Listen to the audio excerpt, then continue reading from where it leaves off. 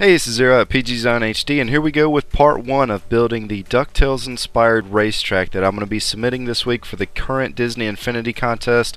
Now for this video I'm going to be showing the process of piecing together Scrooge, which took me a total of 45 minutes real time to put all the blocks down and color everything in. I had created the outline of Scrooge using the photo that's in the corner of this video. I wasn't planning to record this, but after I got the outline put together, I said to myself, you know what, that outline's looking pretty good, and if this toy box does win, then people might want to see how I build it. So that's when I decided to go ahead and cut the recorder on and record the entire 7-hour process of building this racetrack and the environment, which most of the good toy boxes that I've pieced together and shown on this channel have been ranging from 5 to 8 hours for each one. It's definitely a very tedious process when you want to make sure it's put together the right way. My starting point for building this entire thing was finding a good pixelated picture of Scrooge that I could use to actually put each block of them together.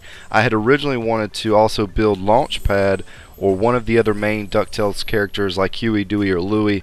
It's been many years since I watched the show, so I think that was their names, so forgive me if I flubbed one up.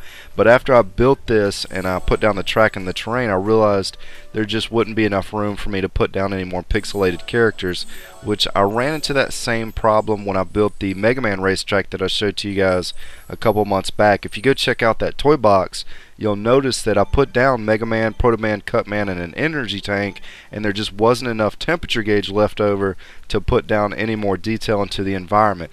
Even though these blocks don't explode or take up a ton of memory, they do begin to eat away at that gauge slowly but surely, and there's not a way to build a smaller version of these characters and have them still look good, because if you shrink it down, it's just not going to look right. You could possibly make them bigger, but that would be a little bit more complicated and kind of unnecessary as well.